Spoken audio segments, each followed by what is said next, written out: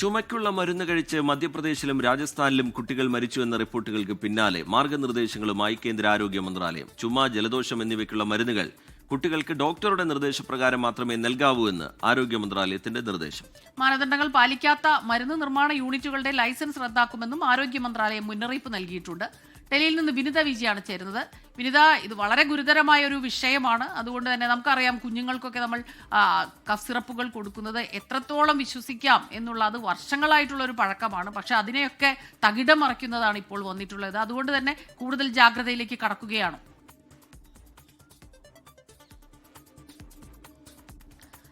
തീർച്ചയായും സ്മിത സൂചിപ്പിച്ചതുപോലെ തന്നെ ഈ കുഞ്ഞുങ്ങൾക്കൊക്കെ ചുമ, ജലദോഷമൊക്കെ വരുന്ന സമയത്ത് കൂടുതൽ ആളുകളും ഡോക്ടർമാരെ സമീപിക്കാതെ നേരിട്ട് മെഡിക്കൽ സ്റ്റോറുകളിലും ഫാർമസിക്യൂട്ടികളിലും ഒക്കെ പോയി അങ്ങനെ മരുന്നുകൾ വാങ്ങുന്നൊരു സാഹചര്യമുണ്ട്. ഏതാണെങ്കിലും അത്തരത്തിലേക്കുള്ള നടപടികൾ ഒന്നും തന്നെ പാടില്ല എന്നൊരു നിർദ്ദേശമാണ് കേന്ദ്ര ആരോഗ്യ മന്ത്രാലയം മുന്നോട്ട് വച്ചിരിക്കുന്നത്. ഇന്നലെ ഡൽഹിയിൽ ആരോഗ്യ മന്ത്രാലയത്തിന്റെ നേതൃത്വത്തിൽ പ്രത്യേക യോഗം ചേർന്നിട്ടുണ്ടായിരുന്നു. യോഗത്തിന് പിന്നാലെയാണ് ഇത്തരത്തിലേക്കുള്ള മാർഗനിർദ്ദേശങ്ങൾ പുറപ്പെടുവിച്ചിരിക്കുന്നത്. അതിൽ ഈ മധ്യപ്രദേശിലും രാജസ്ഥാനിലുമായി കോൾഡ്രിഫ് കഫ് സിറപ്പ് ഉപയോഗിച്ച 14 കുട്ടികളാണ് മരിച്ചത്. അതിന് പിന്നാലെയാണ് ഇന്നലെ ആരോഗ്യ മന്ത്രാലയത്തിന്റെ നേതൃത്വത്തിൽ അടിയന്തര യോഗം ചേർന്നത്. അതിൽ ഈ കുഞ്ഞുങ്ങൾക്ക് ചുമയ്ക്കും ജലദോഷത്തിനുമൊക്കെയുള്ള മരുന്നുകൾ നൽകുന്നത് അത് ഡോക്ടറുടെ നിർദ്ദേശപ്രകാരം മാത്രമേ അത്തരം മരുന്നുകൾ നൽകാൻ പാടുള്ളൂ എന്നാണ് ആരോഗ്യ മന്ത്രാലയം നിർദ്ദേശത്തിൽ പറയുന്നത്. ഒപ്പം തന്നെ മറ്റ് എല്ലാ സംസ്ഥാനങ്ങളിലും ആവശ്യമായിട്ടുള്ള മാർഗനിർദ്ദേശങ്ങളും ആരോഗ്യ മന്ത്രാലയം നൽകിയിട്ടുണ്ട്. എല്ലാ യൂണിറ്റുകളും, ഈ മരുന്ന് നിർമ്മിക്കുന്ന യൂണിറ്റുകളൊക്കെ കൃത്യമായിട്ടുള്ള മാനദണ്ഡങ്ങൾ പാലിക്കുന്നുണ്ടോ എന്ന് പരിശോധിക്കണമെന്നാണ്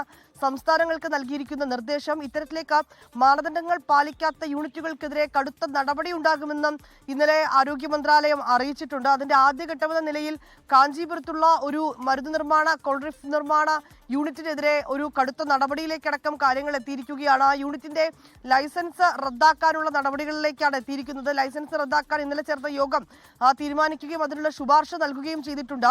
ഈ കോൾഡ്രിഫ് കഫ് സിറപ്പ് നിർമ്മിച്ച ഈ കാഞ്ചീപുരത്തുള്ള യൂണിറ്റിൽ അവിടെ എത്തിയ അന്വേഷണ സംഘം പ്രത്യേക പരിശോധനകളൊക്കെ തന്നെ നടത്തിയിട്ടുണ്ടായിരുന്നു. ആ നടത്തിയ പരിശോധനയിൽ വിഷാംശമുണ്ട് എന്ന് കണ്ടെത്തുകയും അത് ഡൈഎത്തിലീൻ ഗ്ലൈക്കോൾ എന്ന പദാർത്ഥത്തിന്റെ അംശം അതിൽ 48.6% ഉണ്ട് എന്നാണ് പരിശോധനയിൽ വ്യക്തമാവുകയും ചെയ്തിട്ടുണ്ടായിരുന്നത്. പിന്നാലെയാണ് കടുത്ത നടപടിയിലേക്കടക്കം ആരോഗ്യ മന്ത്രാലയം എത്തിയിരിക്കുന്നത്. ഒപ്പം തന്നെ രാജസ്ഥാനിലും മധ്യപ്രദേശിലുമായി മരുന്ന് കഴിച്ച നിരവധി കുട്ടികൾ ഇപ്പോൾ നിരീക്ഷണത്തിലുമാണ്. ശരി, വിനീത വിജി വിശദാംശങ്ങൾ പങ്കുവെക്കുകയായിരുന്നു. കേന്ദ്രം ഇന്നലത്തെ യോഗത്തിന് ശേഷം ചില മാർഗനിർദ്ദേശങ്ങൾ നൽകിയിട്ടുണ്ട്. അത് കർശനമായി പാലിക്കണം എന്ന നിർദ്ദേശം കൂടി കേന്ദ്രത്തിൽ നിന്നുണ്ടാവുകയാണ്.